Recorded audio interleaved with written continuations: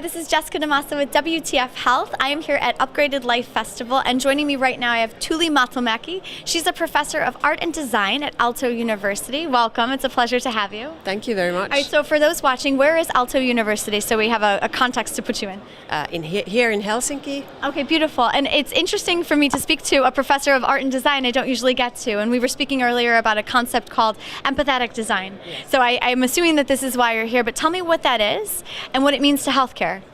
Well, empathic design is really about trying to understand people, what's meaningful for them, stepping into their shoes in order to design what's meaningful and good for them. So it's about usability originally also, but it's more than that. It also, we care how people feel, we try to understand the bigger context of their lives and the holistic view to their lives and so on. So why do we need to integrate something like this into healthcare?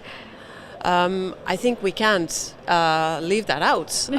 If you want people to be happy with whatever they are given, the solutions or services or interactions, relationships, you need to understand what drives them or what motivates them or where they struggle. So I think it's really the starting point for designing.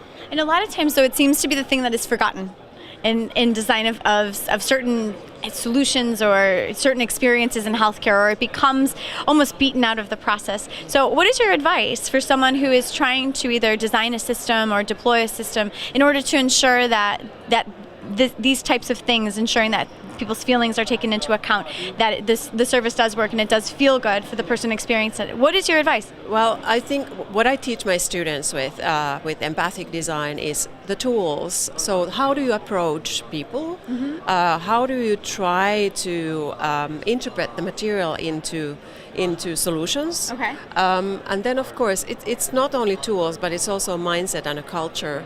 So you need to believe in it, and you need to train yourselves also to be sensitive into understanding. But there's also the other part that means that you need to be humble. You can never step into someone else. So, for example, in the healthcare context, if you haven't had cancer, there's no way you can feel how having cancer feels. So that's the struggle. Then something that is happening right now at the moment very much is that designers are teaching and coaching other people on empathic design, being sensitive, being curious, trying to find ways into interacting with people and finding what's meaningful for them. Offer us some tips, because I think some people are, this concept is new or they've heard of it, but in terms of grasping the concept and making it their own, they may not know. So provide us with some suggestions or some tips on how we can do this. Well, it's very much about storytelling. It's about observing people with a certain kind of a sensitivity.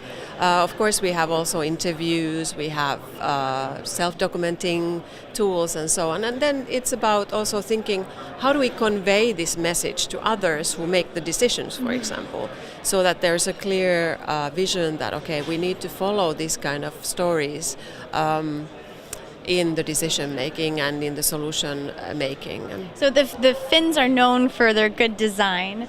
So I guess, in terms of the different type of perspective or the value of that insight, what can we, if there was one thing for us to take away and learn, what would it be? Well, I think it's about keeping up certain kind of curiosity towards other people. So that's where you start, and you use that all the time, and you fertilize and foster that in order to keep the sensitivity somehow very fragile all the time. So I think that's a good tip. As far as healthcare is concerned, we talk a lot about technology and innovation in that regard.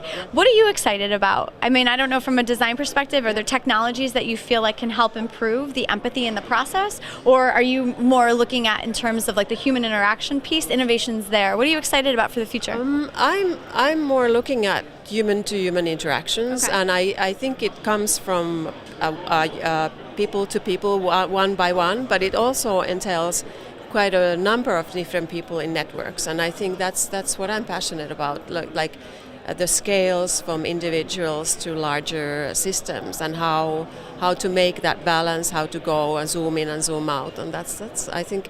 But it also, if you think about it, it's also about digital technology. There are platforms, and there are the individual users. There are the pathways through the systems and the digital, and so I think all these scales are what I'm interested in. With those digital technologies, and I like to ask this of design thinkers, is because a lot of times people will just throw a technology solution at a problem and okay, well that's it. So how do we avoid doing that? How do we ensure that the technology is not hurting the process, but that it is actually in fact improving it and augmenting it? I think.